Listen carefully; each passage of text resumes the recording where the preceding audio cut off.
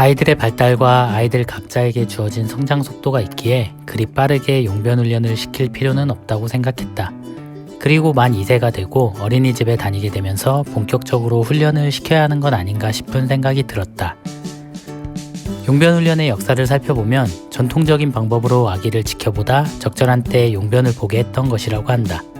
과거에는 배설물로 인해 병이 확산되고 사망으로 이어지는 경우가 많았기에 가능한 어릴 때부터 용변 훈련을 시키는 일은 단순히 위생을 넘어 생존의 중요한 부분이었다고 한다.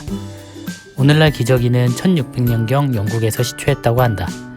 당시 기저귀는 너무 비싸 인기를 끌지 못했다고 한다.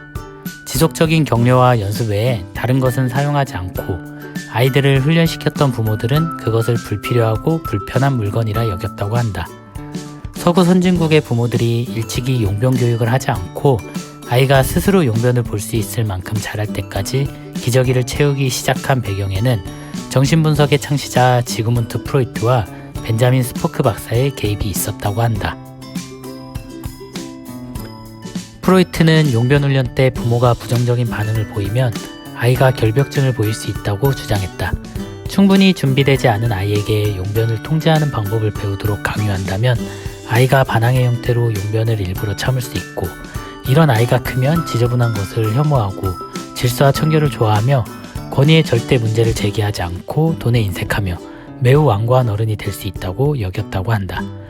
반대로 부모가 내가 원하는 곳에 누워도 된다며 자유방임적으로 훈련을 하면 아이가 지저분해지고 저항적이며 타인의 감정을 배려하지 않는 어른이 되기 쉽다고 보았다고 한다. 1946년 벤자민 스포크 박사 또한 프로이트의 시각을 한층 강화하여 아이가 태어난 첫 해에는 어떠한 용변 훈련도 하지 말라고 권유했다고 한다. 이어 서구 선진국들에서 경제 발전으로 기저귀가 보편화되고 정신분석에 근거하여 용변 훈련은 나중에 할수록 좋다는 주장이 제기되면서 어떻게 용변 훈련을 시켜야 하는가에 대한 의견이 갈리기 시작했고, 오늘날 그 의견은 거의 50대 50으로 나뉜 상태라고 한다. 동아프리카의 판자촌, 라틴 아메리카와 인도의 빈민가, 동아시아의 시골 지역과 중유럽 일부 지역에서는 아기가 태어난 첫 주에 아기의 몸이 보내는 신호를 파악하여 그것을 바탕으로 아기의 용변이 필요한 때를 예측한다고 한다.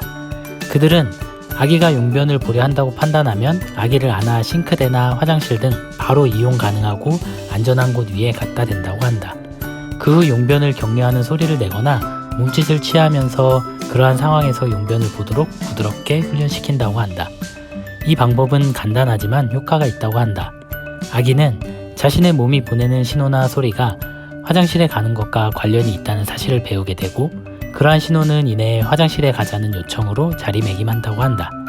경제적으로 기저귀를 살 형편은 못 되지만 병균이 퍼질 수 있는 환경에서 적절한 조치일 수 있고, 여전히 세계 많은 지역에서 쓰이는 방법이라고 한다. 아기가 태어난 지 몇 달 안에 용변 훈련을 시키던 풍조가 기저귀를 사용하고 아이가 2~3살이나 4살이 될 때까지 용변을 가리는 것을 기다리는 풍조로 비교적 빠르게 바뀌면서 조부모 세대에서는 발전의 값비싼 산물이 오히려 부정적인 효과를 낸다며 세대 간의 문화 충돌도 발생하고 있다고 한다. 미국의 경우 과거에는 18개월 무렵 기저귀를 뗐지만 최근 조사에서는 50% 이상이 32개월이 넘도록 기저귀를 못 떼는 것으로 나타났다고 한다. 또한 용변 훈련을 나중에 할수록 요로감염증이나 방광조절 기능저하 같은 비뇨기 문제와 장 문제가 발생할 가능성이 높아진다는 연구 결과도 있다고 한다. 그리고 환경적 문제도 그냥 지나칠 수 없는 부분임을 저자는 이야기하고 있다.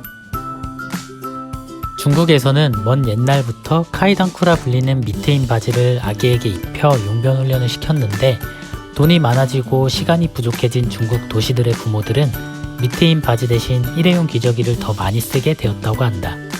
중국에 이어 아기가 많은 나라가 인도이고, 인도 역시 기저귀 없이 일찍이 배변 훈련을 시키는 오랜 전통이 있지만 경제가 발전하면서 일회용 기저귀 사용이 확산되고 있다고 한다.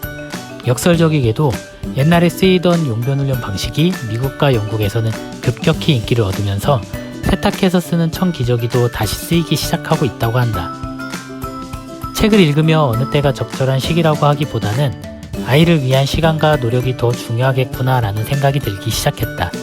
처음엔 사과를 씹다가 뱉어냈던 따님, 갈아주어야만 맛있게 잘 먹었고 고기도 씹다가 뱉어냈던 아이가 24개월이 넘어가면서 사과도 직접 베어 먹고 고기도 씹어 삼키기 시작했던 것처럼 우리 아이에게 필요했던 시간을 조금만 기다려주면 적절한 때에 맞춰 스스로 해내는 모습을 볼 수 있을 것 같다는 생각이 들었다.